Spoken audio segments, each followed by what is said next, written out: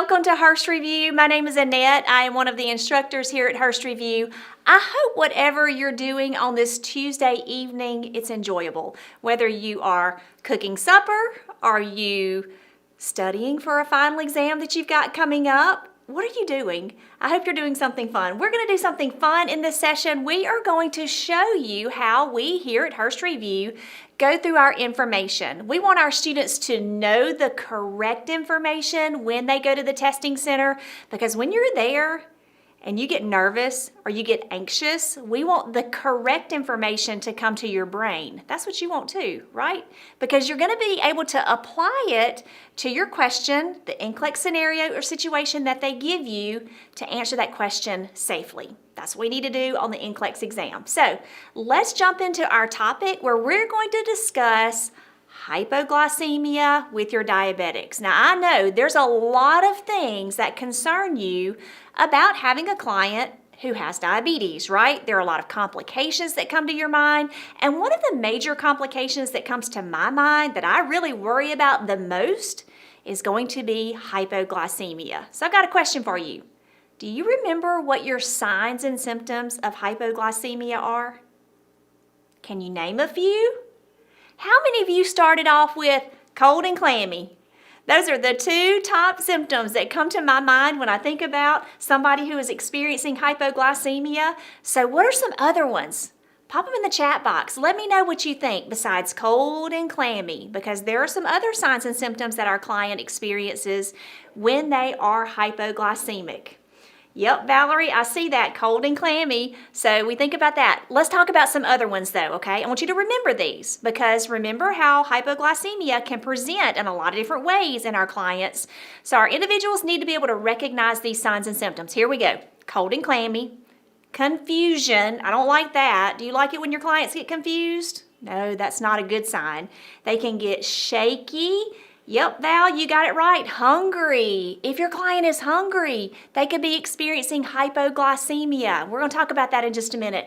Can they get shaky on you? Yes, and a little nervous feeling. Sometimes clients will get nauseated. They may have an increased pulse or just feeling hungry, just like Val said in the chat box. So yes, when my client experiences these signs and symptoms and they are a diabetic, I'm going, oh no. This is not good. You're experiencing signs and symptoms of hypoglycemia. Now, can hypoglycemia be dangerous? Yes. Can your client die as a result of being hypoglycemic? Yes. Okay. So when we teach our client to recognize these signs and symptoms of hypoglycemia, we also have to teach them what to do. So let's talk about that. So when our client experiences hypoglycemia, when they are hypoglycemic, what should they do? What should you do as a nurse? Because on NCLEX, they're going to ask you, what are you going to do? And sometimes we're like, I know exactly what to do. And sometimes we're like, I don't know. So we want you to know exactly what to do when your client has these signs and symptoms of hypoglycemia. So when you're hypoglycemic, what do we want our client to do? And I know you thought, I want them to eat something. But do you know specifically what they should eat when they are hypoglycemic? Because do we want them to just eat anything? Nope, we don't. I hope you remembered that when our clients experience hypoglycemia, they need to eat or drink a simple carb, right? I've got to get something in them that's going to get their blood sugar up really quickly. That's right. So you're like, I want my client to eat, but we need to know specifically what I want them to eat. So I want them to eat or drink a simple carb, something that's going to get their blood sugar up really, really quickly. So do you know what some simple carbs are? Let's talk about them. I hope you're thinking of things like orange juice. Way to go. You said it in the chat box. That is a great source for our client to get that blood sugar up. But how much orange juice should they consume? Do you want them to consume like a big glass of orange juice? Or wouldn't apple juice be good? I just want a small amount, like 4 to 6 ounces. So orange juice is great. Apple juice is great. Even a soda would be okay, but only 4 to 6 ounces, right? I don't want them to even drink like a 12-ounce can of a cola. That would be way too much. Okay, so yeah, 4 to 6 ounces of a cola, that's exactly what I'm thinking about. Same thing with my juices, all right? So those are great things that would get that blood sugar up really quickly. Sometimes if we don't have a juice, we teach our clients to carry around some glucose tablets. So they are supposed to consume like 4 glucose tablets. That would get that blood sugar up. Another option might be milk. Let's talk about milk. Milk is a really great option, like skim milk is great. 8 to 10 lifesavers. That would be great. They call them lifesavers for a reason, right? So we could be saving this client's life. So just remember, I've got to pick something that's going to get that blood sugar up really, really quick, a simple carb. But here's something I want you to remember that they should stay away from, okay? And that is things that have a lot of fat. Now, I know it'll work. It'll get their blood sugar up, right? But here's the reason why. Your glucose absorption is going to be delayed in foods that have a lot of fat. So when we're picking food sources and we're teaching our diabetics some great food sources for them to consume when they're hypoglycemic, let's say, okay, stay away from fat. I know it'll work. And like sometimes you have to, I get it, but it's not the best. So let's stay away from those foods that have a lot of fat. So good job in thinking through that. Okay, so here's the deal. Their blood sugar was low, right? They consumed 15 grams of a simple carb. We got some examples there, right? And then I'm going to wait 15 minutes. Do you remember learning the 15-15-15 rule? And you're probably like, yeah, I do, but I don't exactly remember what it was. Well, here we go. So I want them to consume 15 grams of a simple carb. Did that. I'm going to wait 15 minutes and I'm going to recheck their blood glucose. Now, if their blood sugar is still low, you know what I've got to do. That's right. What am I going to do? Follow it up with another 15 grams of those simple carbs. Okay, so let's just say we are teaching our diabetic and they followed the 15-15-15 rule. They got their blood sugar up. Now what are they supposed to do? So here's the question on the screen. Once their blood sugar is up, what should they do? Because I want you to think about this. If our client consumes that 15 grams of a simple carb and we get that blood sugar up, right? If we don't follow it up with something, what's going to happen to that blood sugar? You said drop, didn't you? That's exactly right. Do you want your client's blood sugar to drop? No, we need to prevent that, don't we? When you have extremes in your blood glucose levels in your diabetic, that's going to cause vascular damage, and I don't want that to happen. So once their blood sugar is up, I've got to follow it up with a complex carb and a protein. So think about that. I want them to drink a complex carb and a protein. That's right, Valerie says. It's going to keep that sugar up. That is so important. We want to avoid those extremes in our client's blood sugar when you're a diabetic because that is going to cause vessel damage. Do you like vessel damage? No, that's not good. We don't want to do anything that's going to create vessel damage to our clients, right? So we've got to follow it up with that complex carb and a protein to keep that blood sugar up so that it doesn't just bottom right back out. Okay, I've got a question for you. Did you know that your diabetic could be unconscious with a high blood glucose or a low blood glucose? So let's look at this question together.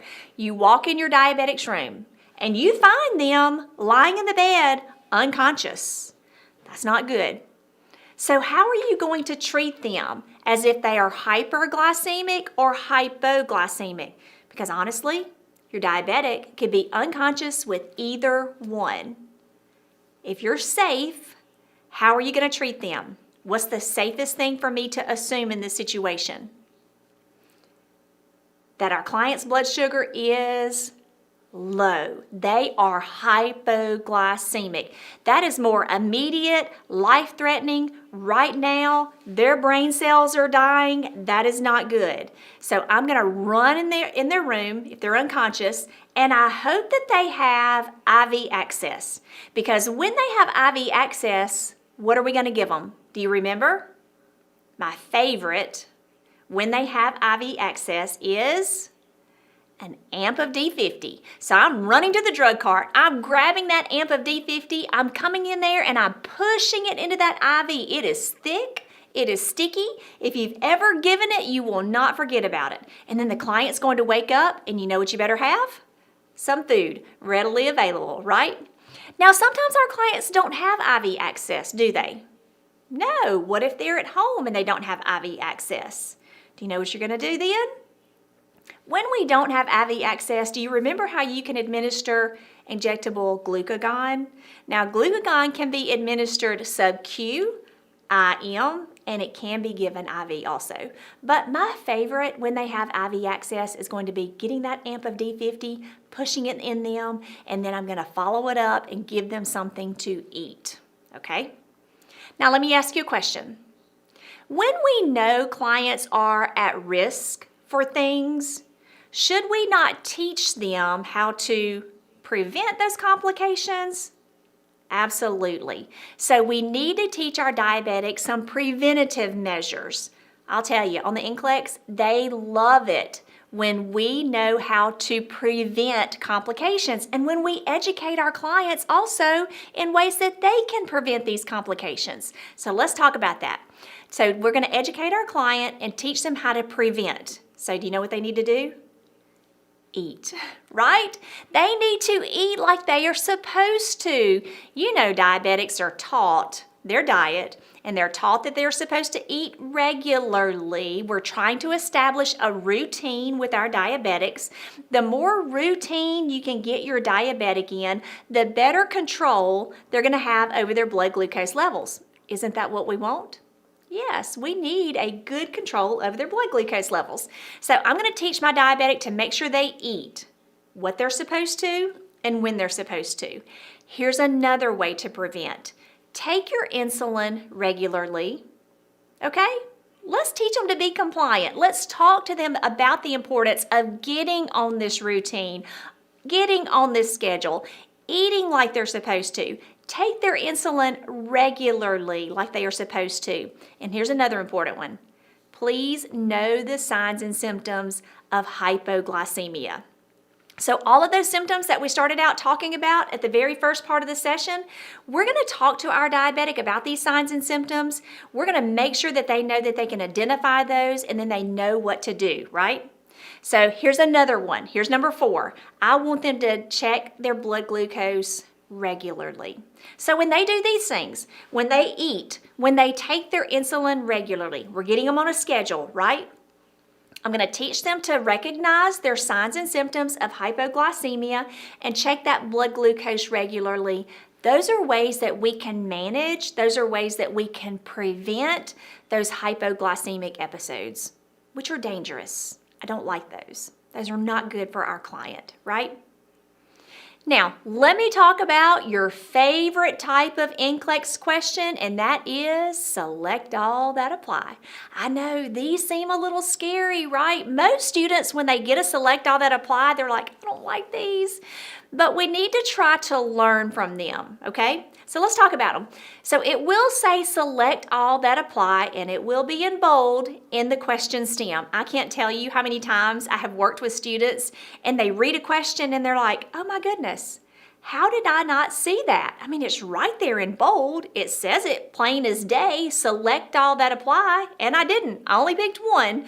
So make sure that you're selecting all the ones that are true. Don't just randomly go in and guess and select however many you think is correct. And a lot of people think that these are higher level questions. And that's a good thing that when you're in those higher level questions, right? Now you may have up to 10 answer options. I'm gonna be honest. If I was sitting at the NCLEX testing center and I had 10 options sitting in front of me, my anxiety probably would be going up a little bit, right? So we've got to learn how to just stay all calm and cool and collected and say, okay, there's 10 of them. I've just got to get more right than I do wrong, right? I've got to get that partial credit. So I'm just going to go through them one by one. Each option stands independent of itself, so we don't pick an answer or another option based off of previous one that we've picked. They all stand alone. So we're choosing all the right options and we're looking at our options as either true or false. Now, remember we're getting partial credit. So let me mention how that works. So it's a plus minus scoring system. So as long as you're picking more right answers than you do wrong answers, you're going to get partial credit. But I know you've worked really hard. You want to get all the credit, right? So if you're not sure on an answer option, my suggestion would be don't pick it, because what if it's wrong? And I don't want it to count against you. And I know what you're thinking. You're like, well, what if it's right? Well, that's where you've got to study, you've got to know your content, and be a little bit more confident with answering these questions. We got you covered. We're going to work with you on all of the next gen question types. I promise you, when you take Hurst Review, we're going to expose you to case studies. We're going to expose you to all of the next gen question types. I know they're not your favorite. They produce a little bit of anxiety, but Aunt Marlene walks and talks us through each question type that you could possibly get on the NCLEX. I promise you, we're going to have you prepared. We have over 1,500 practice questions in your account when you sign up to take Hurst Review. So, are you ready for a question? It's going to be a select all that apply, and it's going to be on the topic that we just went over. So, are you ready for this?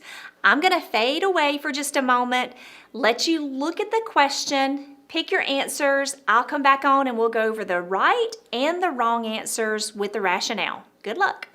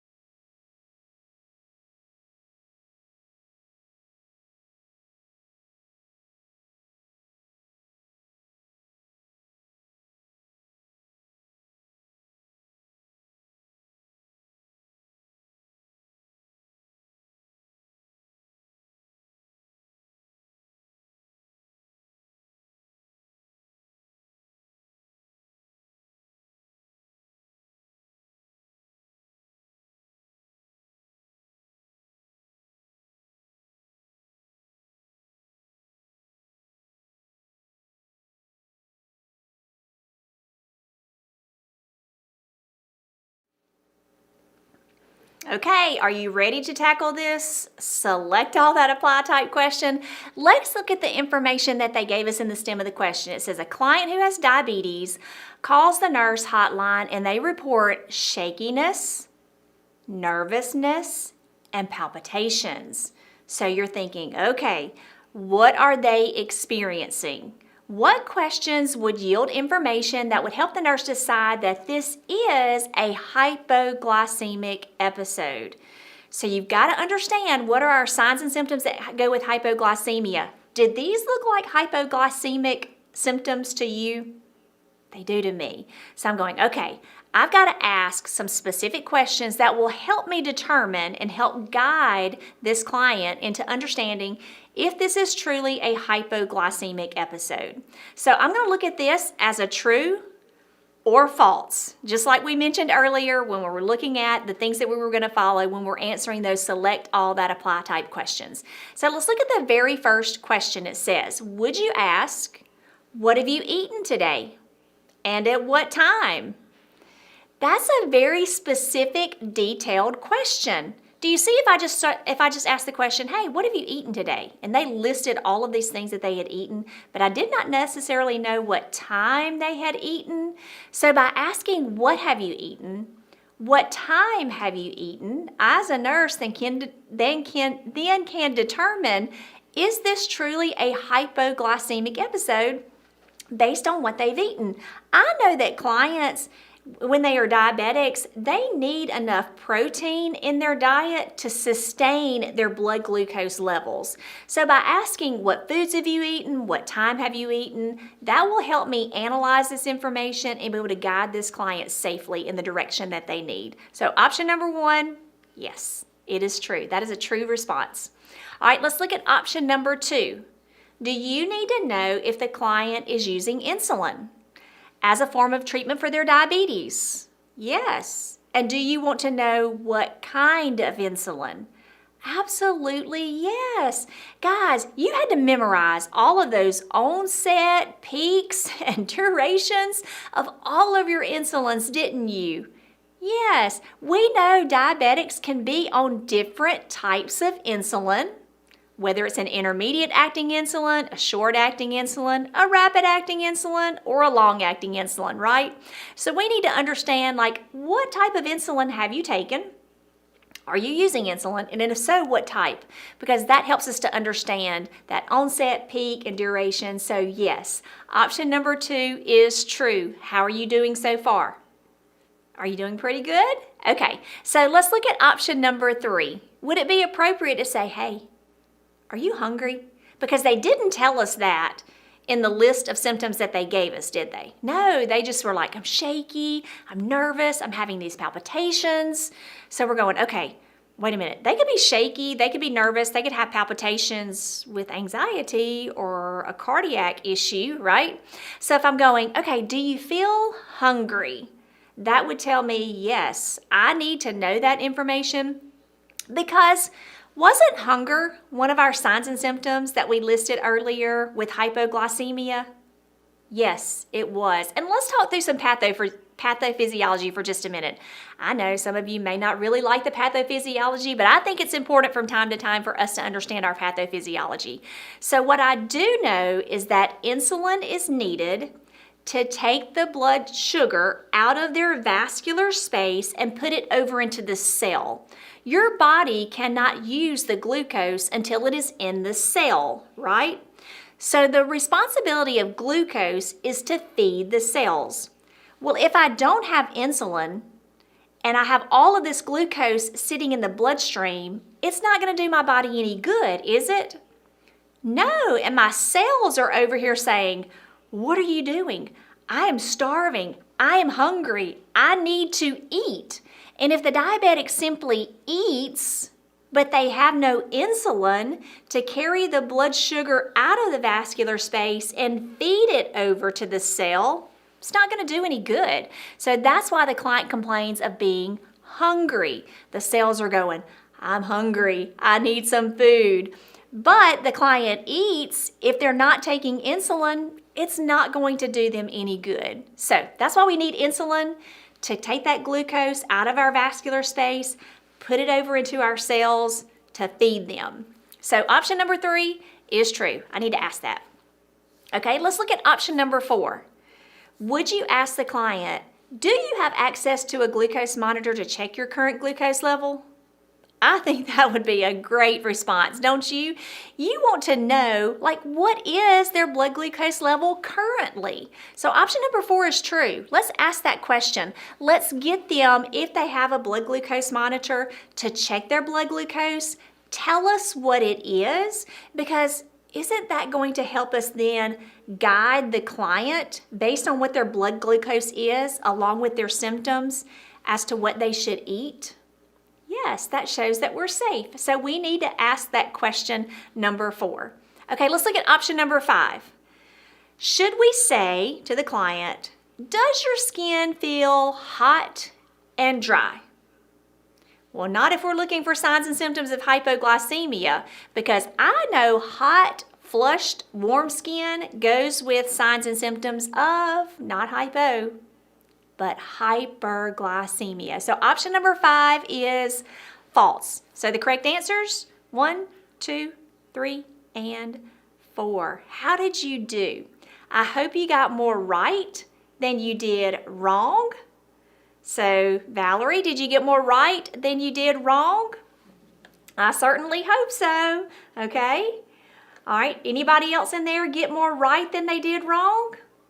Hey, don't worry. Guess what? We've got one more question. So let's see how you do on this next question. Here it comes, and guess what? It's a select all that apply. So good luck.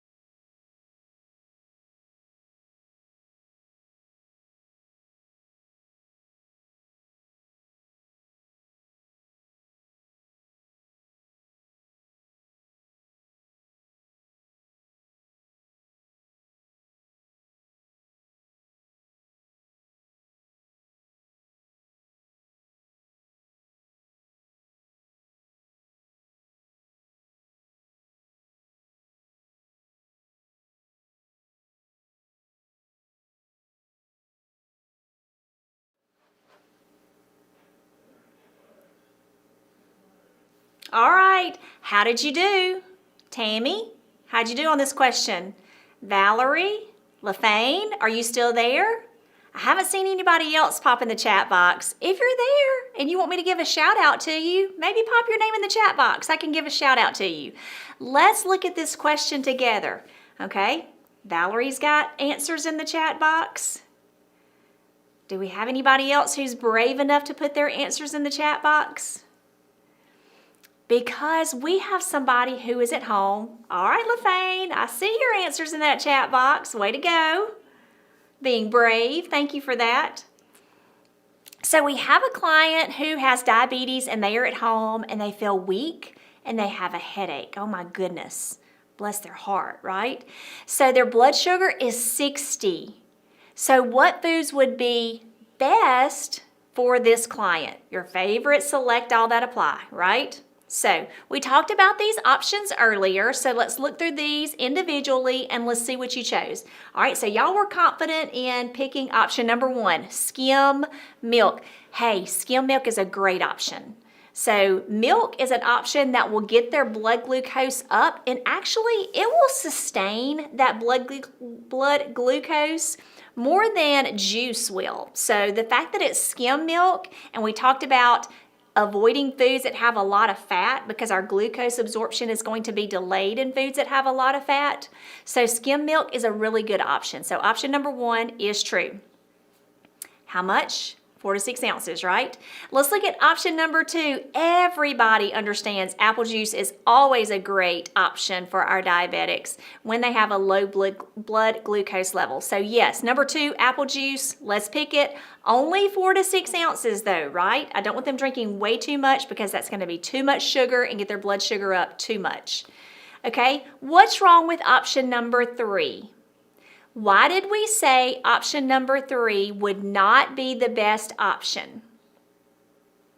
I mean, I get it. In the real world, like if that's the only thing they had to save their life, to keep them from fainting and falling out and going to a coma. But it's not the best option because it has too much fat. We said glucose absorption is going to be delayed in foods that have a lot of fat. A milk chocolate bar just has way too much fat. What about option number 4, the 3 oatmeal cookies? They made it try to sound tempting with oatmeal. And some of you are like, I don't know anybody who likes oatmeal cookies. I do. They're good. Well, when I think about cookies, I think about how they have too much fat in them. They try to make it sound healthy. They're oatmeal. Nope. A cookie, you're not fooling me, NCLEX, has way too much fat, so let's stay away from that. What about option number 5, a handful of raisins? Yes, a handful of raisins is a great option. So how did you do? It looks like those of you who put your answer in the chat box, you got this right. So guess what? You got all of your credit on the NCLEX exam. Way to go. Options 1, 2, and 5 are the best options when we are teaching our diabetic foods to eat. to get that blood sugar up, and Tammy reminded us in the chat box, they have too much fat. We got to stay away from it, right? Guys, I have some great news for you. We have a lot of different options that you can take Hurst Review. We love when students join our review, and let's talk about the ways that you have to take us. I will start off and say that no matter how you choose to take us, everybody gets an online account. And in that online account, you're going to have access to videos that you can watch. You're going to have over 1,500 practice questions. You're going to have some resource documents. We're going to mail a workbook to you, your study notes for the NCLEX exam. We're going to walk and talk you through those study notes. We even have 4 readiness exams. You want to see if you're ready to go take the NCLEX exam, don't you? So let's talk about these options. InStream is kind of like what we're doing right now. You have a live person standing in front of you. We're going to mail a workbook to you, and we're going to walk and talk you through these study notes. I firmly believe that when you understand something and you understand signs and symptoms, you understand interventions, you understand your pharmacology, when NCLEX puts you in a situation or you're in a client's room for real, you're going to be able to respond safely. And that's what NCLEX wants to know. Can you take all of this information that you've learned in nursing school? Can you apply it safely in the situation that you're in? So InStream, we're going to work with you 3 days. You'll have 3 live days with us, like a Monday, Tuesday, Wednesday, or a Wednesday, Thursday, Friday. I will say, if you sign up for an InStream, like today's Tuesday, I would not sign up for an InStream that starts tomorrow. You know why? Because I want to mail you the workbook. You're going to want to have your workbook in your hand when your instructor is live with you, so you can fill out your workbook, so you can ask your instructor questions, so you can chat with your instructor, okay? We can talk you through these notes and talk you through questions. So that is our Hurst InStream. 3 days, you have an online account, we'll mail you the workbook, and you'll have practice questions, resource library, readiness exams. We're comprehensive. We're going over everything. We're not leaving anything out. We want you to feel prepared for the NCLEX exam. Maybe the Hurst Now would be a great option for you if you don't have 3 days that you can dedicate to sitting with us. Well, that's okay. So Hurst Now is for the student that I say likes more of an independent study, because what you're doing is you're working through the material at your own pace. So you do watch pre-recorded videos. Yes, you still get the workbook. We're going to mail that to you. So once you get your workbook, you're going to want to start into your videos and watch them and fill out your workbook. You can chat with us. You can send us a ticket. You can email us. You can pick up the phone and call us if you want to do that. We love to hear our students' voices on the other end. So feel free to call us. Another product that we have is called Hurst Elevate. So let's talk about Elevate. So we listened to students who said, you know what, I love your review, but I need a little bit more structure and a little bit more detail because I was the student that struggled just a little bit more than everybody else. Or maybe you're here because you've been unsuccessful on the NCLEX exam and you need a little extra help. Then Elevate may be something that you want. Elevate is something that you can choose to add on after you've taken our traditional review, or you may add it on up front. You're like, I want Hurst Review and I want Elevate. But you can't start Elevate until you've already taken our traditional review. So it's very structured. It has assignments in there. It's not busy work, high-level practice questions. We're going to do exactly what it says. We're going to increase your confidence, decrease your anxiety. We're going to elevate your chances of passing. How about that? Guys, you're probably thinking, how in the world am I going to pay for this? Well, Aunt Marlene, the founder of our company, she thought of it all when it came to taking Hurst Review. We even have a payment plan. So you can check out our website. Let me pop it in the chat box real quick. It's really, really hard. It's just www.hurstreview.com. So check that out. And look at our website, call us, navigate through the website. It will help you in determining which plan or which method is going to work best for you with your schedule. And thank you, Valerie. Elevate Now is a great code to save $15 off. Wow. Who doesn't like to save a little bit of money on some things from time to time? So thank you, Valerie, for putting that in the chat box. So check us out, check our website out, and call us, email us, let us know how we can help you pass the NCLEX exam, because that's what we want to do. We want you to be successful. You worked hard at being where you are here today. Congratulations, best of luck to you. I hope our paths cross again, and until then, stay safe and go save some lives. Bye, guys.